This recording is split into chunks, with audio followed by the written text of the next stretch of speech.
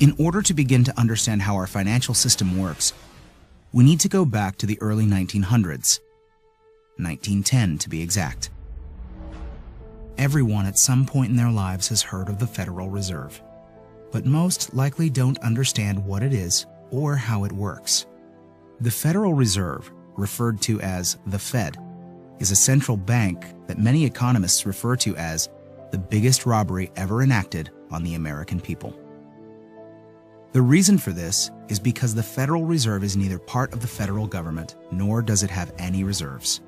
Yet, this single organization controls the money supply of the most powerful country in the world. The Fed is very diligent in hiding the fact that they are not part of the government. The last thing they want the American people to fully understand is that our government does not control our own money.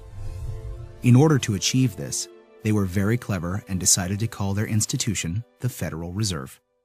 And by labeling themselves this way, the general public never thought twice about who was in control of the country's money supply. If the Federal Reserve is not part of the government, then who controls this private organization and how did this come to be? The answer to this question is what changed the course of our country forever. In November of 1910, a secret meeting took place of 6 bankers and economic policymakers who represented the financial elite of the Western world. It was hosted at the J.P. Morgan estate on Jekyll Island in Georgia.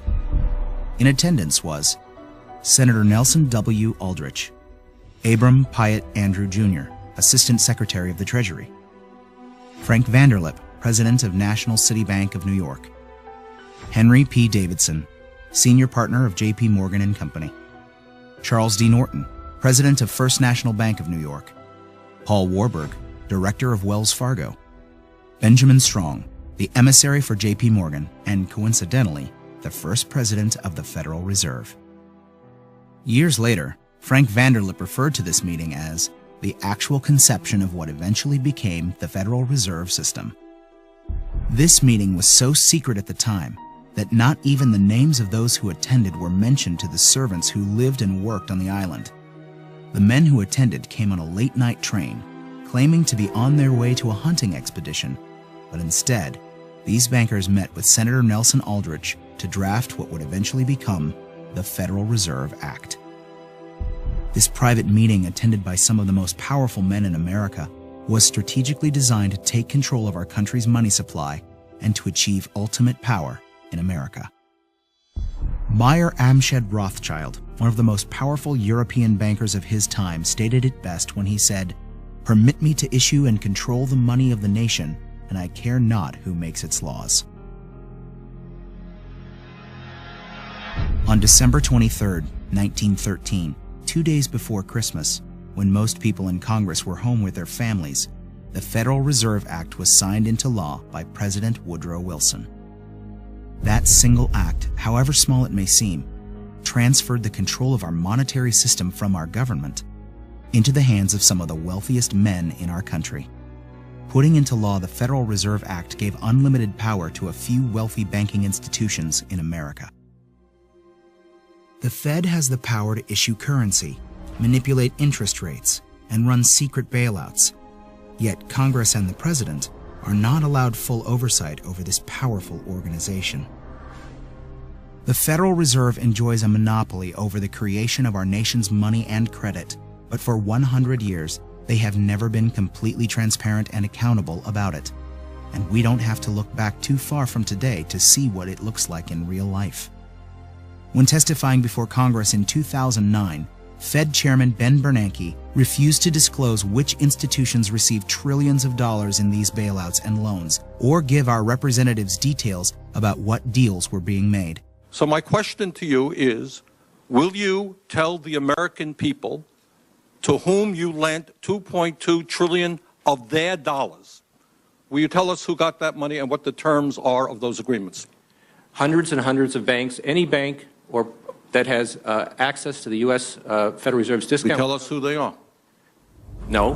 In an interview with Treasury Secretary Timothy Geithner, he makes the stunning assertion that conducting a full audit of the Federal Reserve, something never before done in its 100-year history, is a line that we don't want to cross.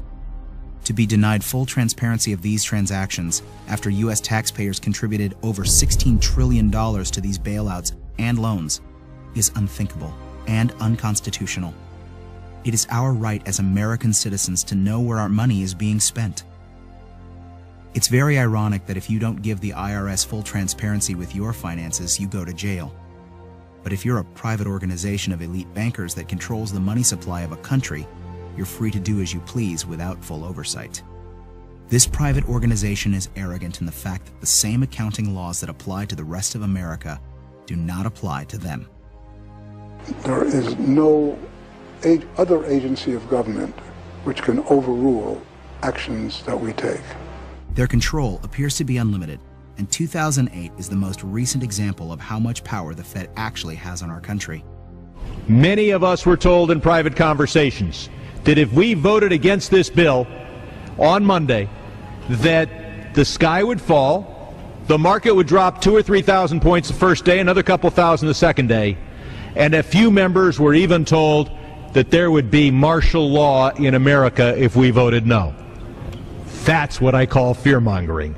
The elite banking institutions took trillions of dollars worth of risk, and when they lost their bets, they threatened politicians to use taxpayer money to bail them out, or else we would face an Armageddon type of scenario. This historic change of power in America is again why many economists refer to it as the biggest robbery ever enacted on the American people.